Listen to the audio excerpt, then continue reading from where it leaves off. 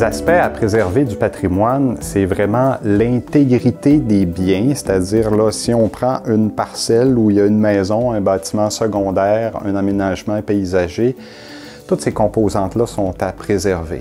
Dans la période dite de planification urbaine d'Arvida, qu'on établit de 25 à 50, 1925 à 1950, les interventions ont été très respectueuses des concepts d'origine. Fait que je peux vous montrer là, quelques composantes, question d'apprendre des nouveaux termes. Donc, capsule terminologique, là, quand on parle d'une lucarne, évidemment, on parle de cette composante-là.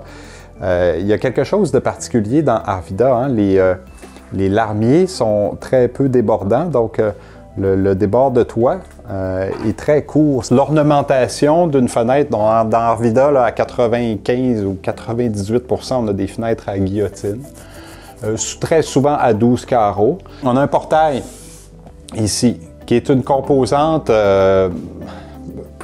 beaucoup plus ornementale que fonctionnelle autour d'une porte. Donc, c'est une décoration à proprement parler. La profondeur de cette composante-là est très réduite. Ça n'offre pas vraiment d'abri face aux intempéries. Ici, on parle d'un porche. OK? C'est une galerie là, en bon québécois. C'est un espace ouvert qui est supporté par des colonnes ou des poteaux. Ce n'est pas des poutres. Une poutre, c'est toujours à l'horizontale. Donc, la main courante, les barottins et la lisse basse, qui est supportée là, à intervalles réguliers là, par des pieds comme ça pour éviter le fléchissement. On a une jupe en treillis. La jupe pourrait être en planche. Ici, la jupe de galerie est en treillis. Souvent, dans les années 70, on a beaucoup agrandi les fenêtres des maisons. La façon qu'on récupère, disons ça, aujourd'hui, la façon facile, c'est d'intégrer une guillotine jumelée dans cette ouverture agrandie-là. On a ici un autre porche à échelle bien réduite là, par rapport au porche qu'on a vu tantôt. C'est un porche qui peut remplacer un portail, comme on a vu, en face de la maison. Je dis qu'il peut remplacer pour des raisons bioclimatiques, d'adaptation donc à nos conditions hivernales, nos conditions climatiques au Québec. Le portail, comme on l'a dit, offre peu d'abri. C'est la raison pour laquelle le plan de conservation peut favoriser dans certains cas l'intégration d'un porche où il n'y en avait pas à l'origine. Là, on a deux maquettes en vraie grandeur, de détails d'entablement de poutres de porche, comme on le voit ici. Donc, ce détail-là, c'est une coupe de cette partie-là en vraie grandeur.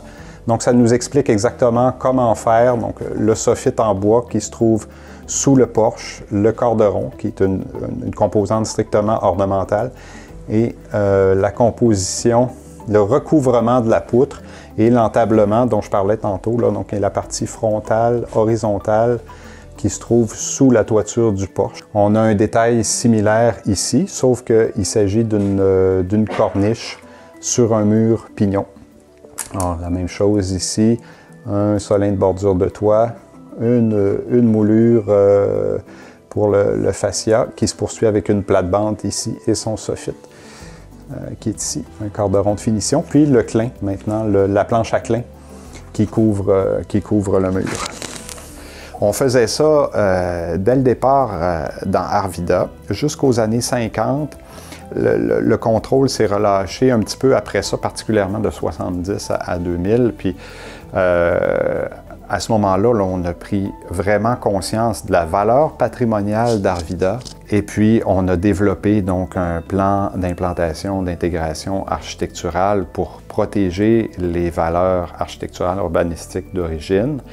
Ce plan-là a été mis en vigueur en 2010 dans le quartier historique de Sainte-Thérèse, au centre-ville aussi.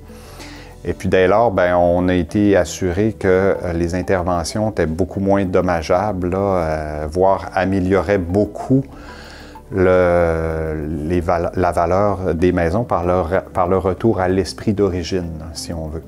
Puis, Par après, ben, en 2017, il y a eu un avis de déclaration du ministre de la Culture de l'époque, M. Luc Fortin, qui est venu protéger tout de suite là, le site patrimonial dès l'avis de déclaration, l'avis de recommandation de déclaration, pardon. Le site était protégé par la loi sur le patrimoine culturel, donc dès le 12 juillet 2017. Le site a été officiellement déclaré en novembre 2018, et puis depuis ce temps-là, on est officiellement un site déclaré, le 13e site déclaré du Québec, là, comme le Vieux-Québec, comme Percé, comme Trois-Rivières, comme Montréal, etc.